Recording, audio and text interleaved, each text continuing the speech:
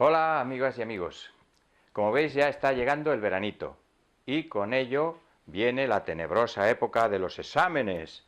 Bueno, no hay que tener miedo a los exámenes si uno está seguro de que sabe por lo menos lo suficiente, ¿verdad? Hoy vamos a hacer un ejercicio con una doble finalidad, para ensayar lo que uno sabe y también para demostrar cómo se debe estudiar. Esto, sabéis que son unos tutoriales que intentan hacer pedagogía de la filosofía. Bueno, yo cuando veo a un alumno que coja un libro y se ponga a tratar de devorarlo, es decir, a metérselo en la cabeza en crudo, repitiéndolo, leyéndolo una y otra vez, pienso, o es un genio o está haciendo un esfuerzo absolutamente inútil. ¿Por qué? Porque hay que estudiar con la mano y el cerebro. Así evolucionó el ser humano. El ser humano evolucionó a partir del cerebro, pero también de la mano. ¿Y eso qué quiere decir cuando uno está estudiando?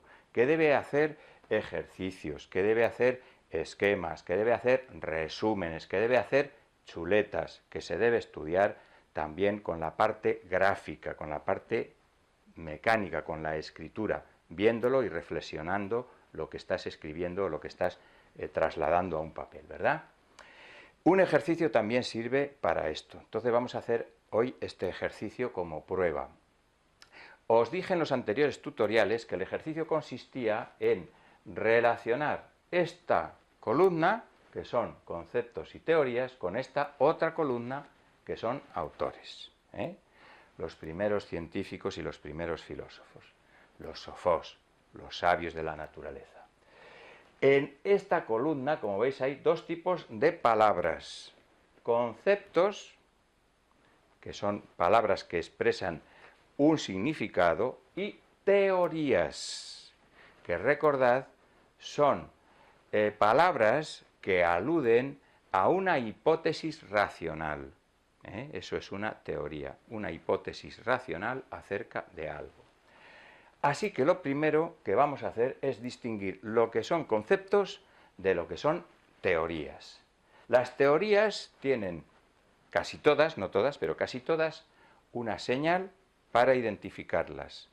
Por eso les hemos llamado los ismos. Cuando una palabra en filosofía o en teoría de la ciencia acaba en ismo, ya tenemos una teoría. Así pues, podemos estar seguros de que algunas de estas palabras son teorías. Vamos a subrayarlas. Vamos a subrayar el ismo. Por ejemplo, hilozoísmo, teoría. Monismo, teoría. Dualismo, otra teoría. Pluralismo, otra. Y estas acaban todas en ismo, ¿verdad? Pues todas son teorías. El resto son conceptos. Conceptos importantes de la filosofía, que les vamos a poner subrayados enteros, ¿verdad? Arjé, cosmos, naturaleza, ley, fuerza, y ya está, ya los tenemos identificados.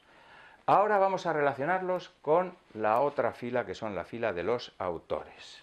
Bien, hay conceptos de este tipo, y teorías, algunos, que se pueden corresponder con todos o con algunos. Cuando se corresponden con todos, es decir, cuando un concepto de estos que tenemos aquí es tratado por todos los autores de los que tenemos aquí, en lugar de poner flechas, porque se nos va a quedar aquí un galimatías que no nos vamos a aclarar, le vamos a poner una T. Una T que significa todos estos autores, por ejemplo, hablan del Arjé. ¿Es verdad que hablan todos estos autores del Arjé? ¿A que sí? Vale, pues entonces aquí le ponemos una T. Todos estos autores se plantean el problema de lo primero y lo principal, el elemento fundamental o elementos fundamentales que constituyen la naturaleza. Y eso es el Arjé, el principio, lo primero, lo principal. Luego vamos a ver que unos dicen un solo principio y ya estamos en una teoría, y otros dicen que son varios y estaremos en otra teoría. ¿Vale? Por lo tanto, el Arjé es un concepto que todos estos autores hablan de él. Bien, ¿de qué otra cosa hablan todos estos autores? Del cosmos. Es una palabra griega que significa todo lo natural pero ordenado. El conjunto de la naturaleza que obedece a un orden, que tiene un orden propio. Eso es un cosmos. Y todos ellos tienen esta idea de que la naturaleza es un todo ordenado. Por eso es posible investigarlo, porque podemos descubrir ese orden. Si no tuviera ningún orden, o si su orden fuera arbitrario, pues entonces no podríamos estudiarlo. Muy ligado al concepto de cosmos está el concepto de naturaleza. De hecho, se identifican muchas veces, ¿no? Todos ellos, por supuesto, hablan de la naturaleza. ¿Por qué? Porque todos ellos son filósofos y científicos de la naturaleza. ¿Qué diferencia podría haber entre cosmos y naturaleza? Naturaleza, en griego, es physis, ¿verdad? De ahí viene la palabra física y muchas otras palabras en nuestro idioma. Physis. Physis es lo mismo que naturaleza. ¿Hay alguna diferencia entre physis y cosmos? Bueno, physis es la naturaleza en general y cosmos es esa misma naturaleza ordenada, pero muchas veces son sinónimos en estos filósofos de la naturaleza. Bien, vamos a ver ahora que no todos ellos hablan de leyes, o todos ellos hablaron de leyes, pero no lo conocemos. Lo que sí que sabemos es que algunos de ellos hablaron de leyes de la naturaleza de manera muy explícita, ¿verdad? Y otros pues las insinuaron. Vamos a irlo viendo cuando veamos concepto por concepto. Bien, vamos entonces a ver las teorías, los ismos. La primera que nos encontramos es el hilozoísmo. Es una teoría, recordad, que atribuía a la naturaleza, hile en griego es materia, a la materia le atribuía características de la vida, de los seres animados, de los seres vivos. Es muy frecuente en pensamientos tanto míticos como filosóficos primitivos, y no tan primitivos, concebir la naturaleza como un ser animado, no como pura materia. Si fuera pura materia sería otra cosa que vamos a ver luego, que es materialismo. ¿Dónde tenemos el materialismo? No me digas que no lo hemos puesto por aquí. Hablamos de él en la otra, en el otro tutorial, pero no lo hemos puesto. Pues vamos a ponerlo, mira por dónde. Materialismo. Materialismo, solo hay materia. La naturaleza es pura materia. Vale, pero si entendemos que la naturaleza es materia y vida a la vez, tenemos el hilozoísmo. ¿Quién habló de esto? Pues habló de esto un tal Tales, como vimos en el tutorial. ¿Vale? Ya tenemos ligada una serie, bueno, una teoría y una serie de palabras. 3 que corresponden a todos los filósofos y una que corresponde a Tales. Ahora vamos a monismo. Monismo se refiere a que el arjé, el principio, lo primero, lo principal de la naturaleza es un único elemento. ¿Qué autores eran monistas? Recordad que lo vimos en el tutorial primero, o en la primera parte del tutorial, que eran los de la escuela de Mileto, es decir, Tales, Anaximandro y Anaxímenes.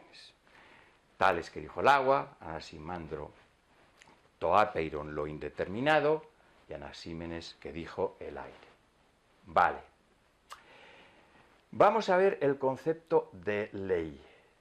El concepto de ley es la regularidad que hay en la naturaleza. La naturaleza se mueve por leyes o por mecanismos o por, fuerzas que actúan de una manera regular, que no son arbitrarias, que no son casuales, sino que tienen una permanencia en el tiempo, que son siempre los mismos. Nosotros todos sabemos la ley de la gravedad, todo el mundo la entiende, aunque tardamos mucho tiempo en describirla y en descubrirla, ¿no?, desde un punto de vista científico. Pero es una ley muy clara para todo el mundo, ¿no? Bueno, pues ellos sabían que había leyes y intuyeron algunas de las leyes, por ejemplo, las leyes de afinidad. Lo afín, lo que es afín, lo que es parecido, se une con lo afín. Por ejemplo, eso decía Anaxágoras. Anaxágoras decían que lo afín se une con lo que es semejante a él. También otros autores, Leucipo y Demócrito, que son atomistas, dijeron que los átomos se unen siguiendo una serie de leyes en función de su forma. Por ejemplo, los átomos esféricos se unen para formar los líquidos, ¿verdad? Bueno, pues también tenemos que Leucipo y Demócrito hablaron de leyes, ¿verdad? Otros también hablaron de leyes o las insinuaron. Pero vamos a hablar ahora de fuerzas. Fuerzas de la naturaleza. Antes, en las cosmologías míticas, las fuerzas se atribuían a seres animados. Eran seres animados muy poderosos los que hacían que en la naturaleza las cosas se movieran. Entonces, las fuerzas de la naturaleza estaban, por decirlo así, fuera de la naturaleza, en otro tipo de seres sobrenaturales. Pero los filósofos y científicos de esta época, los sofós, los sabios, decían, no, las fuerzas están en la propia naturaleza, están dentro de la naturaleza. Por ejemplo, hay uno que tiene una imagen muy bonita de lo que son las fuerzas de la naturaleza, aunque no sea realmente exacta, ¿verdad?, pero es muy bonita y tiene además su cierta validez. Hay uno, a ver si recordáis, que dice, en la naturaleza hay fuerzas de atracción, fuerzas que congregan a las cosas, que las suman, que las unen, y fuerzas de dispersión, fuerzas que las separan, que las rechazan, que las dispersan. Y esas fuerzas son el amor y el odio. Esas fuerzas, recordáis, Empédocles, son las dos grandes fuerzas de la naturaleza, el amor y el odio, que hacen que cosas se unan y cosas se disgregan. Aquí tenemos entonces, le tenemos muy cerca, a Empédocles. Bueno, ya tenemos ligado un montón de palabras. Ahora tenemos el concepto y teoría de pluralismo. Es un ismo, es una teoría. ¿A qué se refiere? Al arjé. El arjé no es único, monismo, sino que es múltiple, plural, pluralismo. ¿Cuáles son los autores que piensan que el arjé es múltiple? Pues ya hemos hablado de Empédocles, pluralismo, aquí tenemos. Estamos armando un pequeño lío, pero esto lo podéis hacer en limpio en vuestra casa. Tenemos también a este que está aquí enfrente, Anaxágoras, que habla de las homeomerías, todo está en todo, hay partículas de todo en todo. Y tenemos desde luego a los pluralistas, digamos por antonomasia o más modernos, que son los atomistas, es decir, Leucipo y Demócrito. Pero nos hemos saltado uno. Hay un dualismo. Hay un autor que dice que hay dos principios. Pues sí, hay uno. Nos lo hemos saltado.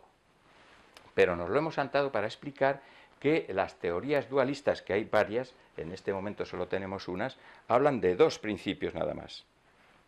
Dualismo. El arjé es dual, está partido en dos, por decirlo así. En el caso de Pitágoras, que hablaba del número como estructura del universo, todo se origina a partir del número y el número se origina a partir de una dualidad, que es lo impar y lo par. Algo así, digamos, como el sistema binario que utilizan pues todos los ordenadores y todos los sistemas digitales. El dualismo, por lo tanto, lo tenemos representado por Pitágoras. Bien. ¿Qué nos queda por ligar? Pues nos queda por ligar finalismo, mecanicismo, atomismo y materialismo. Todas ellas son teorías. Finalismo y mecanicismo, lo vimos en el tema primero, de la primera parte de este tema que estamos viendo, son dos teorías que aparecen por primera vez insinuadas en un autor pluralista, en Anaxágoras, que dice al principio que el movimiento de las homeomerías de las partículas fue proporcionado por una nous, por un entendimiento, y entonces parece indicar que hubo un principio finalista en la naturaleza, es decir, una inteligencia que dijo, vamos a poner esto en marcha, y si es una inteligencia la que pone en marcha algo, es para que llegue a algún objeto, a alguna finalidad.